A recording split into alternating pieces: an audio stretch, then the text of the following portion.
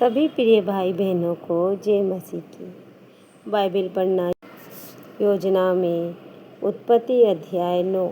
परमेश्वर का नूह के साथ वाचा बांधना। फिर परमेश्वर ने नूह और उसके पुत्रों को आशीष दी और उनसे कहा, फूलो फलो और बढ़ो और पृथ्वी में भर जाओ। तुम्हारा डर और भय पृथ्वी के सब पशुओं और आकाश के सब पक्षियों और भूमि पर के सब रेंगने वाले जंतुओं और समुद्र की सब मछलियों पर बना रहेगा। ये सब तुम्हारे वश में कर दिए जाते हैं। सब चलने वाले जंतु तुम्हारा आहार होंगे। जैसे तुमको हरे हरे छोटे पेड़ दिए थे, वैसे ही अब सब कुछ देता हूँ। पर मांस को प्राण समेत अर्थात लहू समेत तुम ना खाना, और निश्चय ही मैं तुम्हारे लहू अर्थात प्राण का बदला लूँगा। सब पशुओं और मनुष्यों दोनों से मैं उसे लूँगा। मनुष्य के प्राण का बदला मैं एक एक के भाई बंधु से लूँगा। जो कोई मनुष्य का लहू बहाएगा, उसका लहू मनुष्य ही से बहाया जाएगा, क्योंकि परमेश्वर ने मनुष्य को अपने ही स्वरूप के अनुसार बनाया है। और तुम फूलो फलो और बढ़ो और पृथ्वी पर बहुतायत से संतान उत्पन्न करके उसमें भर जाओ।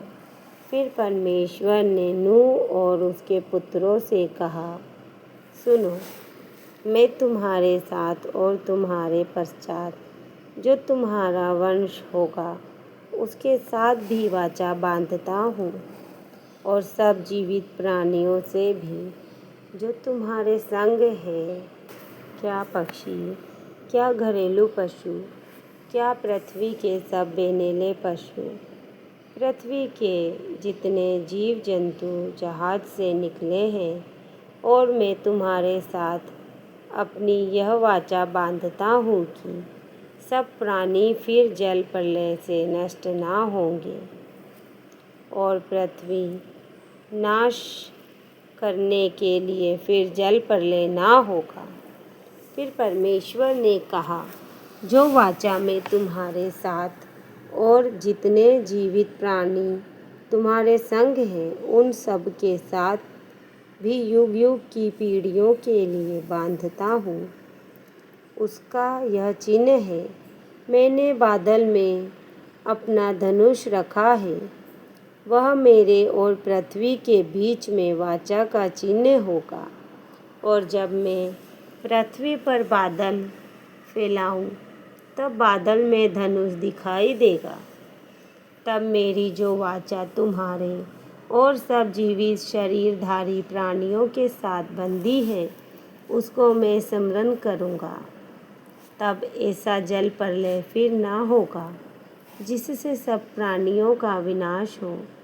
बादल में जो धनुष होगा, मैं उसे देख के यह सदा की वाचा स्मरण करूँगा, जो परमेश्वर के और पृथ्वी पर के सब जीवित शरीरधारी प्राणियों के बीच बंधी है। फिर परमेश्वर ने नूह से कहा, जो वाचा मैंने पृथ्वी भर के सब प्राणियों के साथ बांधी है, उसका चिन्ह यही है। नूह के पुत्र जो जहाज में से निकले वे सेम, हाम और येपेत हैं, और हाम कनान का पिता हुआ। नूह के 3 पुत्र ये ही हैं, और इनका वंश सारी पृथ्वी पर फैल गया। नूह किसानी करने लगा। उसने दाख की बारी लगाई, और वह दाख मधु पीकर मतवाला हुआ और अपने तंबू के भीतर नंगा हो गया। तब कनान के पिता हाम ने अपने पिता को नंगा देखा और बाहर आकर अपने दोनों भाइयों को बतला दिया।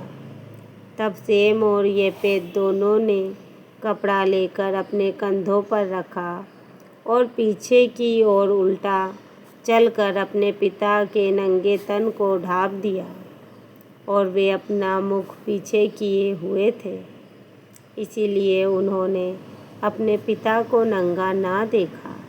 जब नूह का नशा उतर गया तब उसने जान लिया कि उसके छोटे पुत्र ने उसके साथ क्या किया, इसीलिए उसने कहा, कनान श्रापित हो, वह अपने भाई बंधुओं के दासों का दास हो।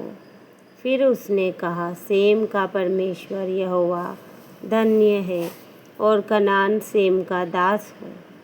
परमेश्वर येपेत के वंश को फैलाए और वह सेम के तंबुओं में बसे और कनान उसका दास हो।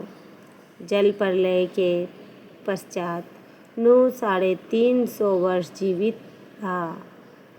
इस प्रकार नूह की कुल आयु 950 वर्ष की हुई।